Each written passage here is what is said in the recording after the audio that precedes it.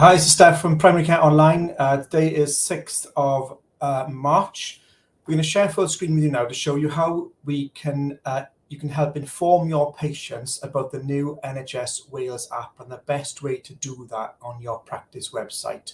So let's share full screen. We can see now that we're in one of our surgeries, like Oakfield Street Surgery. They're in Hengoed and Glamorgan. They've gone live with the NHS Wales app now. So this is what we've done for them. You can see on the website that the NHS Wales app news item is a static item at the top of the home page to draw the user's attention to the fact that the app is now available for download. So we've got a template that we're using for all practices, obviously built bilingually, English and Welsh with a Cymraeg shortcut, but available in any other language. But when a patient clicks on this, it'll take the patient to the news item, and we've got here again bilingually the poster from DHCW, and it tells patients exactly what they can do in the app. There's a link to download the app, which will take the patient directly to the NHS Wales portal to download either Google, Apple or Google, or if they don't want to download the app, they can. There's also a desktop version of it. They can click continue to use the desktop version. But really important when you do put a news item up that some patients may have issues registering with the NHS Wales app. And in those cases, you want to avoid the patients phoning your practice for advice. So at the bottom here, it's really important to put the help centre up here, so patients can look and search on the help centre on NHS login. And they can just search in the search bar or find here what they're looking for if they are experiencing difficulties. If the patient isn't able to find the help they're looking for on the first page, we encourage practice to include the Contact Us page to NHS login.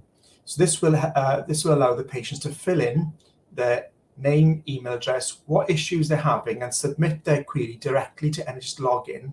And NHS login, who look after the NHS Wales app, will get back with the patient to resolve their issue.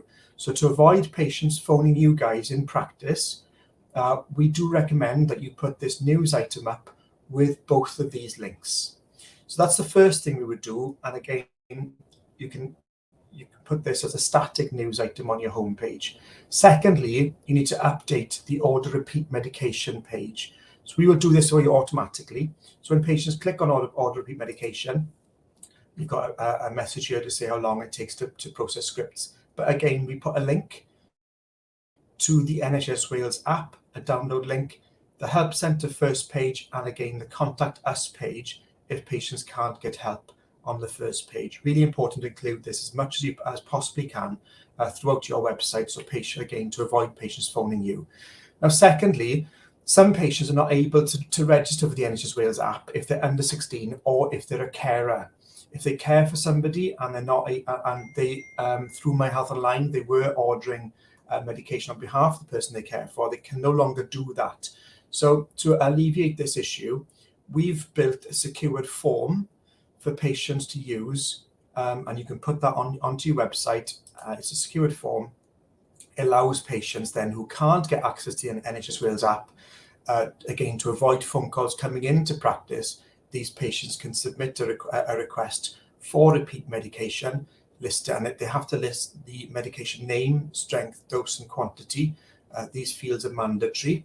They can list up to 16 medications and then consent and then submit. So this form is also available just for those patients who are not, it's not many, but some are carers and some are under 16. So for those patients, we've got a secured form. Again, we've got a request for acute prescription request form.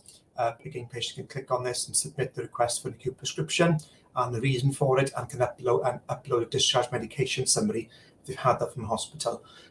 You can choose to have that or not. But this is our recommendation. So the first recommendation is to have a static news item with all the information bilingually uploaded, provided by DHCW on the homepage, and again to update your order repeat medication button, again with a link to download, but very important to put these help centre login links in so patients don't phone you.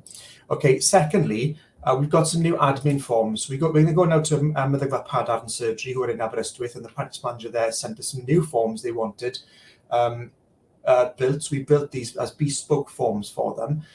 This is a form to consent form to allow another person to discuss and access your medical records. This surgery is experiencing a lot of requests for this.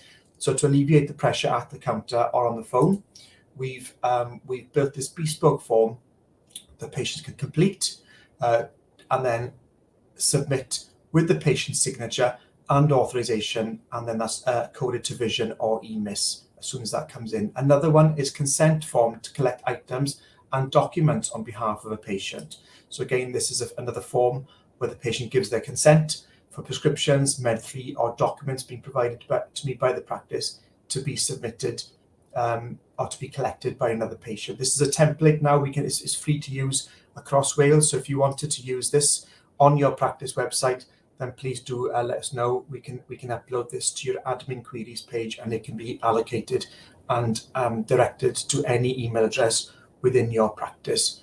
Or if you're using our internal workflow system, it'll go there then to code to a clinical system.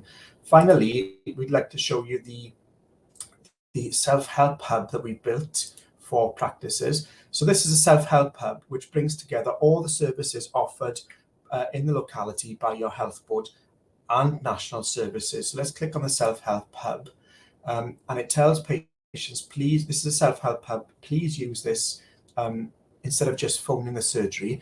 It's got a link to the NHS Wales symptom checker. Again, everything's bilingual. It's got a link to Sexual Health Wales, again bilingually. Self-referral hub, we've built a self-referral hub for every health board in Wales. If whatever self-referral pathways are available, so in Erin Bevan here, we've got weight management service, Move Better, Gwent, vasectomy, Connected Child, Silver Cloud.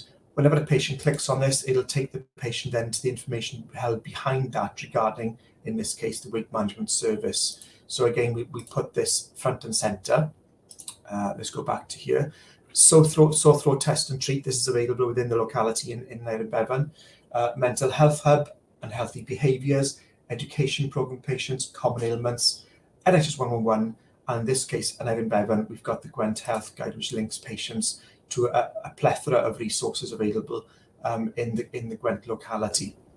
So again, this is we've got this available for every health board in Wales, and the self-help hub is again front and centre on the practice website to try and draw the user's attention to the fact that they don't necessarily have to call you.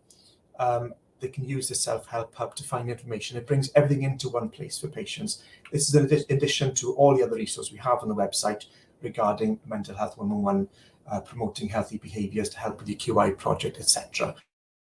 So if you found any of the information we've put on this video helpful, please do get in touch. We can add this to your website. We've got templates for everything. Just drop us an email or jump on a Teams call, or we can help. Okay, diolch. Thank you very much.